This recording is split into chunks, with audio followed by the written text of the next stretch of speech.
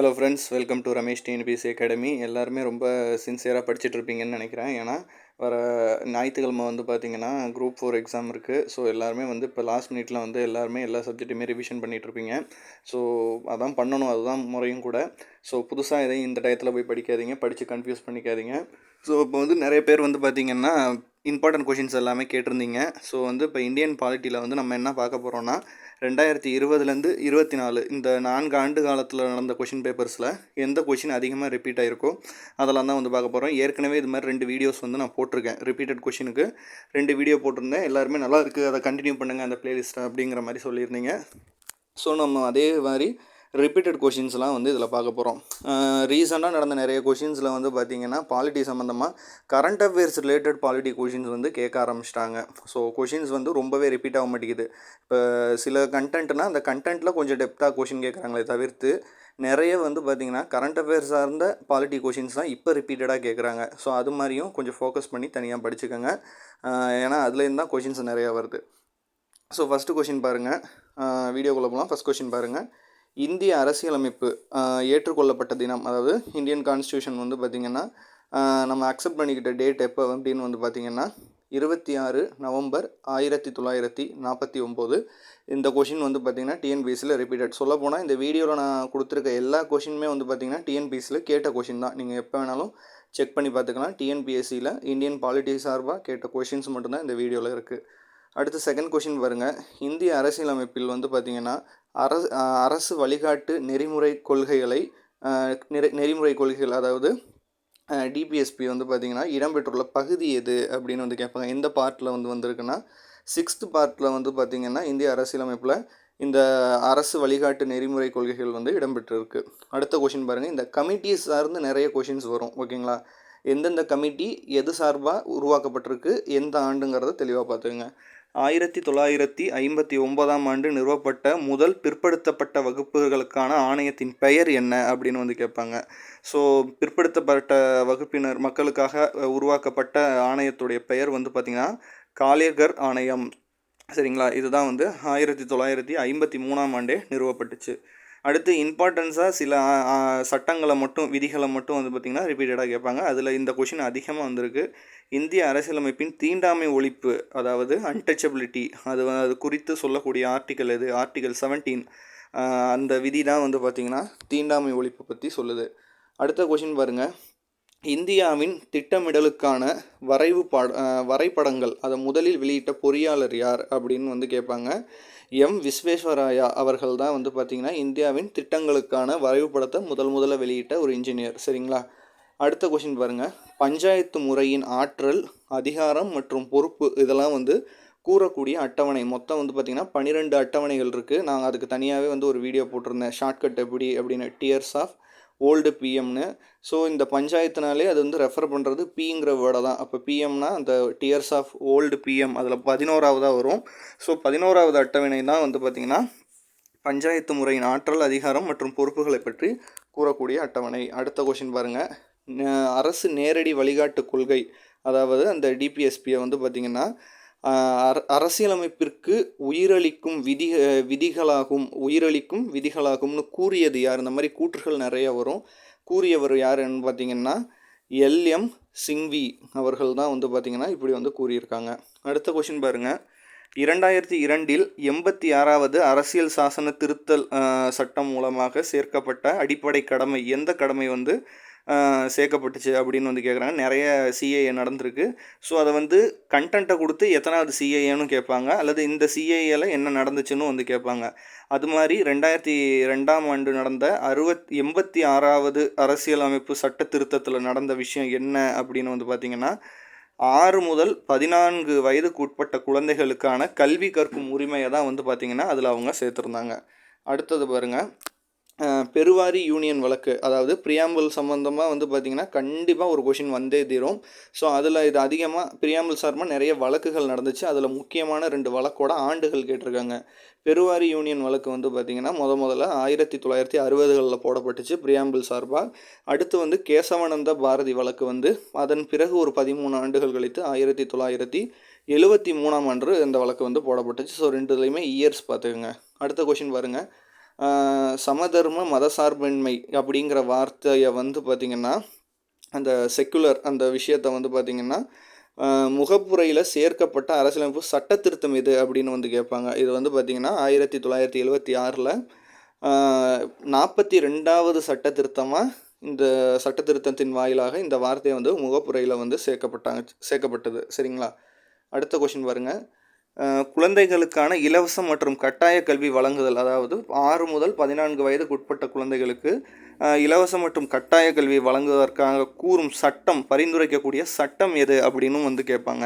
பரிந்துரைக்கக்கூடிய சட்டம் வந்து பார்த்திங்கன்னா ஆர்டிகல் 45, இதுவும் அடிக்கடி கேட்டிருக்காங்க. அடுத்த கொஷின், இந்திய அரசியலமைப்பு கான்ஸ்டியூஷன் வந்து இயற்றப்படுவதற்காக எடுத்துக்கொள்ளப்பட்ட காலம் எது அப்படின்னு வந்து கேட்டிருக்காங்க. 2 ஆண்டுகள் 11 மாதம் மற்றும் 17 நாட்கள் வந்து ஆயிருக்கு. சில கொஷின்ஸில் 18 நாட்கள்னாலும் அது கரெக்டாக தான். ஸோ 17, 18 ஒரே ஆப்ஷன்ஸில் வராது. வந்தால் நீங்கள் 17 சூஸ் பண்ணுங்கள். அடுத்தது பாருங்கள். மத்திய ஊழல் தடுப்பு கண்காணிப்பு ஆணையம் ஏற்படுத்த பரிந்துரைத்த குழு எது அப்படின்னு வந்து கேட்பாங்க. ஊழல் துறை தடுப்பு கண்காணிப்பு இது ஆணையம் அமைக்கணும்னு பரிந்துரைத்த குழு வந்து பார்த்திங்கன்னா சந்தானம் குழு. சரிங்களா? அடுத்த கொஷின் பாருங்கள். பட்டங்களை ஒழித்தல், அதாவது அபாலிஷன் ஆஃப் டைட்டில்ஸ், அதை கூறக்கூடிய ஆர்டிக்கல் எதுனா ஆர்டிக்கல் 18. இராணுவம், அதில் எந்தெந்த சட்டங்கள் பொருந்தாதுன்னா கல்வி மற்றும் இராணுவம் சார்ந்த சட்டங்கள் வந்து இதில் வந்து இம்ப்ளிமெண்ட் ஆகாது. பிற பட்டங்கள்லாம் வந்து பார்த்திங்கன்னா பட்டங்களை வந்து ஒழிக்கணும் அப்படிங்கிறது தான் இதனுடைய நோக்கம். அதன் பிறகு அடுத்த கொஷின் பாருங்கள். கிராமப்புற மேம்பாட்டுக்கான நிர்வாக ஏற்பாடுகளுக்காக அமைத்த குழு எதுன்னு வந்து பார்த்திங்கன்னா GVK ராவ் குழு. சரிங்களா? அடுத்த கொஷின், பாராளுமன்ற சலுகைகளை குறித்து, அதாவது பார்லிமெண்ட் ப்ரிவிலேஜஸ் குறித்து பேசக்கூடிய சட்டம் விதி எதுன்னு வந்து பார்த்திங்கன்னா ஆர்டிக்கல் 105. சரிங்களா? அடுத்த கொஷின் பாருங்கள். தமிழ்நாட்டின் சட்ட மேலவை கலைக்கப்பட்ட ஆண்டு. தமிழ்நாட்டின் சட்ட மேலவை வந்து பார்த்திங்கன்னா கலைக்கப்பட்ட ஆண்டு 1985. முதல் சட்ட மேலவை உறுப்பினராக தேர்ந்தெடுக்கப்பட்டவங்க முத்துலட்சுமி ரெட்டி. ஸோ மறந்துடாதீங்க. அடுத்து அதே மாதிரி நித்தி ஆயோக்லேருந்து கொஷின் ஒன்று கண்டிப்பாக வரும். அதுக்கு ஏற்கனவே வீடியோ போட்டிருக்கேன், செக் பண்ணி பாருங்கள். திட்டக்குழுவிற்கு மாற்றாக நித்தி ஆயோக் நடைமுறைக்கு வந்த ஆண்டு எதுன்னா நமக்கு தெரியும், ஜனவரி 1, 2015. சரிங்களா? அடுத்த கொஷின் பாருங்கள். ஒரு குறு அரசியலமைப்பு, அதாவது த மினி கான்ஸ்டியூஷன் அப்படின்னு வந்து சொல்லுவாங்க. மினி கான்ஸ்டியூஷன் எந்த சட்ட திருத்தத்தை சொல்கிறாங்கன்னா 42வது அரசியலமைப்பு சட்ட திருத்தத்தை தான் வந்து பார்த்திங்கன்னா ஒரு குறு அரசியலமைப்பு மினி கான்ஸ்டியூஷன் அப்படின்னு வந்து சொல்கிறாங்க. அடுத்து வந்து இந்த எமர்ஜென்சின்னு சில விஷயங்கள் இருக்குது. என்னென்ன எமர்ஜென்சிஸ் இருக்குன்னா national emergency, state emergency, financial எமர்ஜென்சிஸ்னு இருக்குது. அதுக்கான சட்டங்கள் வந்து பார்ப்போம். இது வந்து பார்த்திங்கன்னா தேசிய நெருக்கடி நிலை அல்லது தேசிய அவசர நிலைன்னு வந்து கொஷின் வரும். அவசர நிலைன்னு கொடுப்பாங்க. அது தேசிய அவசர நிலைக்கான சட்டம் வந்து 352வது சட்ட திருத்தம் வந்து அதை பற்றி பேசுது. மாநில அவசர நிலை அல்லது மாநில நெருக்கடி நிலையை வந்து 356வது சட்ட திருத்தம் பேசுது. நிதி நெருக்கடி அல்லது நிதி அவசர நிலையை வந்து ஆர்டிக்கல் 360 வந்து பேசுது. அடுத்த கொஷின் பாருங்கள். பொது தேர்தலில் வாக்களிக்கும் வயது 21 வயது ஆண்டுகளிலிருந்து 18 குறைத்த சட்ட திருத்தம் எதுனா ஆர்டிக்கல் 61வது சட்ட திருத்தத்தின் வாயிலாக தான் இதை வந்து அவங்க ரெடியூஸ் பண்ணியிருக்காங்க. அடுத்து தேர்தல் வழக்கு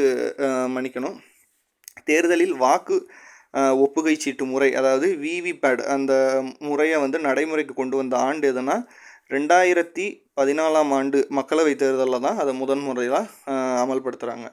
லோக் அதாலக் அதை வந்து கொண்டு வரப்பட்ட ஆண்டு எது அப்படின்னு வந்து ரிப்பீட்டடாக கேட்டிருக்காங்க முன்னாடி. 1987. தேர்தல் ஆணையத்தை பற்றி, அதாவது எலெக்ஷன் கமிஷனை பற்றி விளக்கமாக கூறக்கூடிய இந்திய அரசியலமைப்பு சட்டம் எதுனா விதி 324. சரிங்களா? விதி 324. இதெல்லாமே வந்து ரிப்பீட்டடாக கேட்டிருக்காங்க. அடுத்து இந்திய அரசியலமைப்பு நிர்ணய சபையின் முதல் கூட்டத்தில் தற்காலிக தலைவராக தேர்வு செய்யப்பட்டவர். தற்காலிக தலைவராக டாக்டர் சச்சிதானந்த சின்ஹா அவர்கள் தேர்ந்து செய்யப்பட்டாங்க. அவருடைய மறைவுக்கு பிறகு வந்து பார்த்திங்கன்னா ராஜேந்திர பிரசாத் அவர்கள் வந்து பார்த்திங்கன்னா தலைவராக தேர்வு செய்யப்பட்டாங்க. அதே மாதிரி இந்த சச்சிதானந்த சின்ஹா வந்து ஃப்ரெஞ்ச் சாய்ஸ் முறை அடிப்படையில் தேர்வு செய்யப்பட்டார். அடுத்து வந்து இப்போ கொஷின் பாருங்கள். இந்தியாவின் முதலில் மின்னணு வாக்குப்பதிவு இயந்திரம் VMP ஓட்டிங் மிஷின் வந்து பயன்படுத்தப்பட்ட ஆண்டு 1998 வந்து அதை பயன்படுத்தியிருக்காங்க. பெண்களுக்கான தேசிய ஆணையம் அமைக்கப்பட்ட ஆண்டு எதுன்னு வந்து பார்த்திங்கன்னா 1992 வந்து ஆணையம் அமைக்கப்படுது. ராஜஸ்தானில் பஞ்சாயத்து ராஜ் நிறுவிய முதல் மாவட்டம் எது? இது வந்து இப்போ ரீசெண்டாக கேட்குறாங்க. நாகவுர், அதுதான் வந்து பார்த்திங்கன்னா முதலில் நிறுவிய மாவட்டம். இதே வேறு கொஷின் எப்படி கேட்பாங்கன்னா, பஞ்சாயத்து ராஜ் முறை முதலில் அமல்படுத்தப்பட்ட மாநிலம் எது அப்படின்னு கேட்பாங்க. அதுவும் வந்து ராஜஸ்தான் தான். சரிங்களா? இப்போ ராஜஸ்தானில் எந்த மாவட்டம்னு வந்து கேட்குறாங்க. அடுத்த கொஷின் பாருங்கள். இந்தியாவின் முதலில் லோக் ஆயுக்தா அமைப்பில் உருவாக்கிய மாநிலம் எது அப்படின்னு கேட்குறாங்க. ஒரிசா தான் அந்த மாநிலம். இந்திய குடியரசுத் தலைவர் ராஜ்யசபாவில் 12 உறுப்பினர்களை எத்தனை உறுப்பினர்களை நியமிக்கிறார் அப்படின்னு வந்து கேட்பாங்க. ராஜ்யசபா மெம்பர்ஸில் வந்து பார்த்திங்கன்னா அவர் வந்து 12 மெம்பர்ஸை வந்து நாமினேட் பண்ணுறாரு. அடுத்த கொஷின் பாருங்கள். அடிப்படை கடமைகளை பற்றி பரிந்துரைக்கக்கூடிய குழு எது அப்படின்னு கேட்குறாங்க. ஸ்வரன் சிங் குழு, இதுதான் அடிப்படை கடமைகளை பற்றி பரிந்துரைக்கக்கூடிய குழு. சுதந்திர இந்தியாவிற்கு ஒரு அரசியலமைப்பு வேண்டும் என முதலில் பரிந்துரைத்தவர் யார்? ஃபஸ்ட்டு வந்து பார்த்திங்கன்னா டிமாண்ட் பண்ணுறாங்க இந்தியன் கான்ஸ்டியூஷன், இந்தியர்களுக்காக ஒரு இந்தியன் தனி கான்ஸ்டியூஷன் வந்து வேணும் அப்படின்னு டிமாண்ட் பண்ணது முதல்ல யாருன்னு வந்து பார்த்திங்கன்னா எம்என் ராய் அவர்கள். முகப்புரை என்பது அரசியலமைப்பின் அரசியல் ஜாதகம் என கூறியவர். அதாவது பிரியாம்பிளன் ஒவ்வொருத்தவங்க ஒவ்வொன்று சொல்லியிருக்காங்க. ஐடென்டி கார்டுன்னு இருக்காங்க, நிறைய விஷயங்கள் சொல்லியிருக்காங்க. அதில் வந்து அரசியலமைப்பு அரசியல் ஜாதகம் அப்படின்னு வந்து சொன்னது யாருன்னு வந்து பார்த்திங்கன்னா கேஎம் முன்ஷி அவர்கள் இந்த கூற்ற வைக்கிறாங்க. அடுத்து ஜிஎஸ்டியை பற்றி ஒரு கொஷின் கண்டிப்பாக வரும். இந்தியாவின் சரக்கு மற்றும் சேவை வரி ஜிஎஸ்டி அமல்படுத்திய நாள் 1 ஜூலை 2017. குடியுரிமை தொடர்பான சட்டப்பிரிவுகள் எதுன்னு வந்து பார்த்திங்கன்னா ஆர்டிகல் 5லேருந்து 11 வரைக்கும் சிட்டிசன்ஷிப்பை பற்றி எக்ஸ்பிளைன் பண்ணுது. அம்பேத்கர் அவர்கள் இந்திய அரசியலமைப்பு சட்டத்தின் இதயம் மற்றும் ஆன்மா, அதாவது heart and soul of Indian constitution அப்படின்னு எந்த சட்டப்பிரிவை சொல்கிறாங்கன்னு வந்து பார்த்திங்கன்னா ஆர்டிகல் 32வது சட்டப்பிரிவை தான் இந்திய அரசியலமைப்பின் இதயம் மற்றும் ஆன்மான்னு அம்பேத்கர் அவர்கள் வலியுறுத்துகிறாரு. ஸோ இதெல்லாம் தான் ரிப்பீட்டட் கொஷின். நிச்சயமாக இந்த வீடியோ வந்து பார்த்திங்கன்னா உங்களுக்கு லாஸ்ட் மினிட் ரிவிஷனுக்கு ரொம்பவே யூஸ்ஃபுல்லாக இருக்கும்னு நான் நம்புகிறேன். ஸோ உங்களுக்கு வேறு ஏதாவது சப்ஜெக்ட்டுக்கு இதே மாதிரி வீடியோஸ் வேணுன்னா ஜஸ்ட் கமெண்ட் பண்ணுங்கள். வீடியோ பிடிச்சிருந்தால் லைக் பண்ணுங்கள், ஷேர் பண்ணுங்கள். நம்ம சேனலுக்கு இப்போ தான் ஃபஸ்ட் டைம் பண்ணிங்கன்னா சப்ஸ்கிரைப் பண்ணிக்கோங்க. பெல் ஐக்கான் ப்ரெஸ் பண்ணுங்கள். ஸோ நான் அடுத்தடுத்து போடுற வீடியோ உங்களுக்கு வந்து மேலே நோட்டிஃபிகேஷன் வரும். ஸோ எல்லா வீடியோவும் பாருங்கள், சப்போர்ட் பண்ணுங்கள். எக்ஸாம் நல்லபடியாக எழுதுங்க. நன்றி, வணக்கம்.